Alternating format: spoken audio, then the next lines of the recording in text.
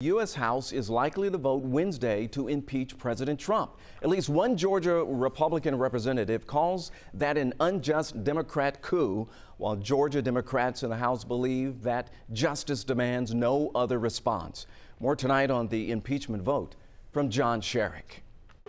On Wednesday, 1 week after armed rioters invaded the U.S. Capitol, newly elected Georgia Democrat Representative Carolyn Bourdeaux will cast her vote to impeach President Trump. Bourdeaux is one of the co-sponsors of the impeachment article that accuses Trump of inciting the insurrection. There were armed protesters with flex cuffs wandering the Capitol, and outside on the mall there was a gallows with a noose. This was a really serious and dangerous threat to our elected officials, to our democracy. And it requires a swift response, and it requires swift accountability. They were incited by the president to do that, and they did it on the basis of lies about the election. No comment so far from Republicans in the House from North Georgia and Metro Atlanta. Marjorie Greene did write this past Friday that it's all a Democrat coup, and the new generation of MAGA Republicans will not back down, she wrote. We aren't going anywhere. Barry Loudermilk's Facebook displays hundreds of comments from people claiming he was complicit in the insurrection. Critics of Representative Jody Hice also claiming he was complicit.